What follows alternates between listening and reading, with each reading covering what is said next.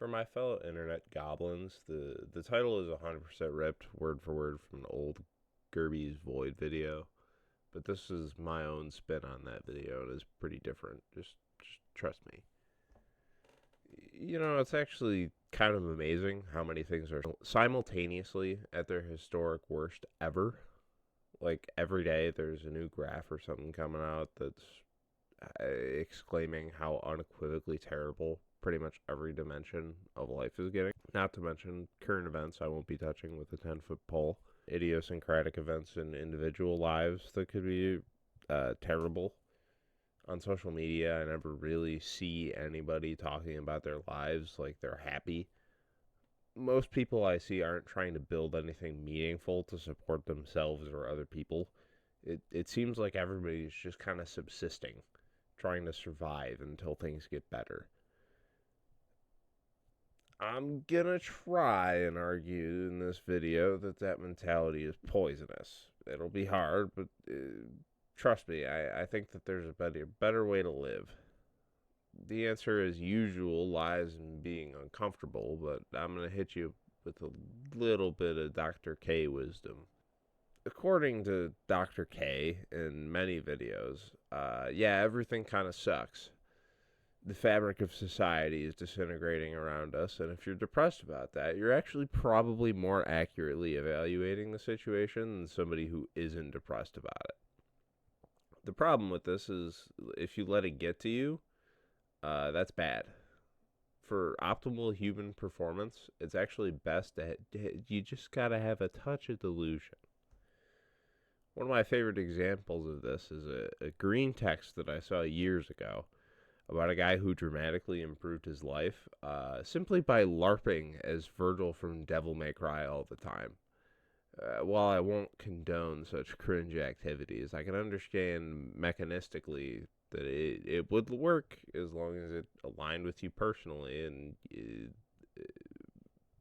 gives you a framework on how you want to be. So maybe microdosing a little schizo tendencies is actually a good thing.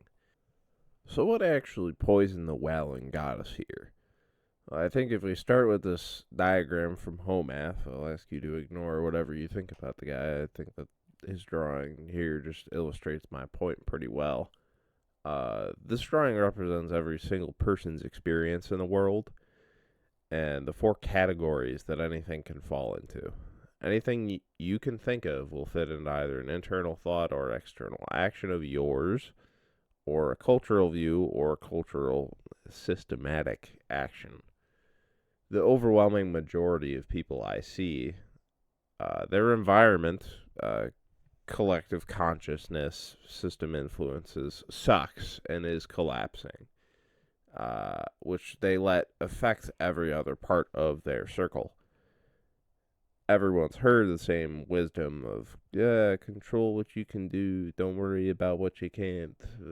But there's a difference between knowing what it feels like to actually practice that, which is an active decision most of the time and must be trained, versus letting every other quadrant just be a soup getting whipped around by the ensuing emotional washing machine. A bit of practical advice. I'll start with a quote. I've suffered many tragedies in my life, only some of which actually happened.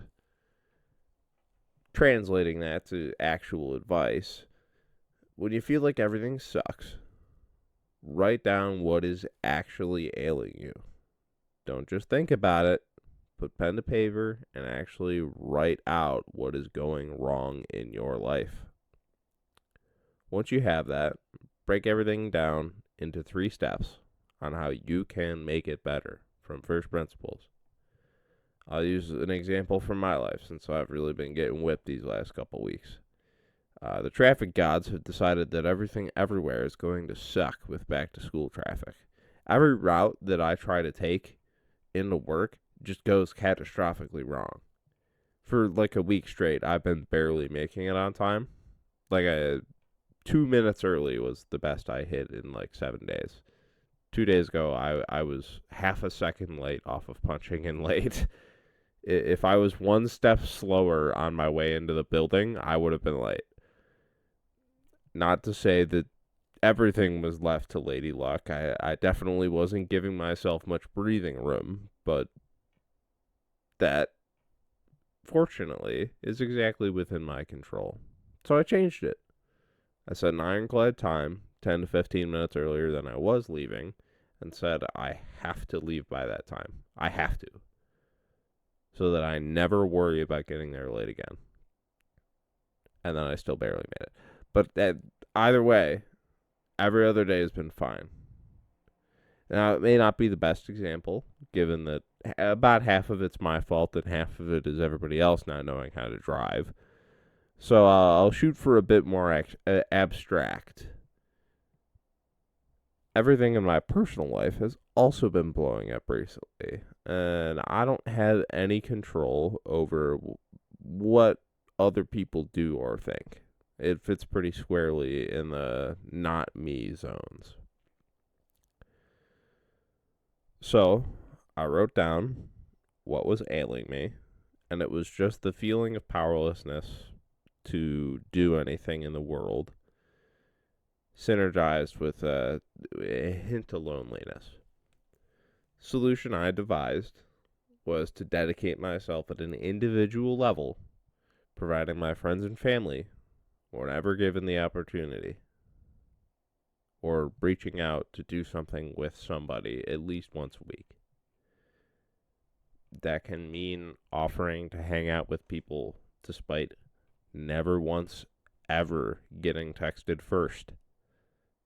That means actively searching for things that you can do for other people. There's a spiritual lesson that in the service of others is the truest greatness that any one person can dedicate themselves to, but that isn't what this is about. The similarity between both examples is I didn't target anything super real in the world. I targeted my own feelings because the only thing that was like actually bad was my perspective and my feelings. Not to say that I was wrong or incorrect to feel them, but they were the North Star to follow when looking for direction. Fixing your life in this poison world isn't going to start with everything magically getting better. It's just going to start with individuals doing what they can.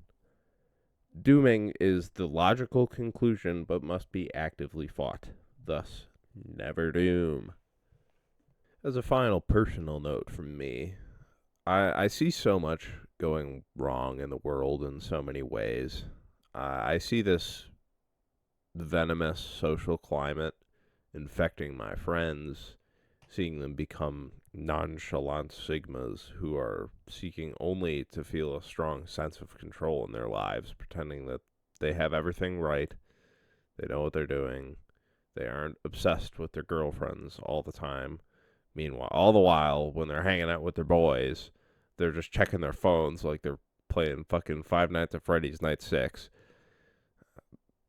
I've seen my other friends grow similarly in the sense that they will never, ever have like a real conversation or expression of any of their belief. It's all just shrouded behind 87 layers of irony and Schrodinger's jokes. I use the term grow because I think it is growth in a sense. I've read the 48 Laws of Power, which I think is a great book for teaching you how social power games work. I've been good with these power games for years, but I was never really able to put exact terms or concepts to words as that book does. But I think that there is a horrible damage that that book can do. Without a shadow of a doubt, I believe that if you follow those laws to a T, you will become a quote-unquote more powerful person and grow in status or money or whatever else you're looking for. I've seen it firsthand and done it myself. But what comes after that? After that, now you're a person who is never authentically connected with another person. You'll never commit to anybody. You keep everybody at arm's distance, and you're constantly playing games with people's minds just to keep them playing to your tune. I don't think that sounds like a very rewarding life. There are obviously benefits to gaining wealth and status and everything I said before, but most people following these principles of social media is training yourself to act, and you aren't even really getting much out of those things.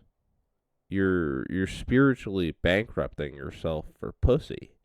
In my own experience of lay epic stoicism, I've seen the bell curve of truth. Beginners think nothing of anything and think that they're powerful. Intermediates study power and how to be impervious to pain. And experts are truly strong in the sense that they are strong enough to let themselves get hurt by things. Take the hope pill. Be authentic to people around you, not nonchalant. This world isn't going to get healed by more people deciding to be nonchalant and playing games with other people. No. Be the person to text first. Be the person that is willing to get hurt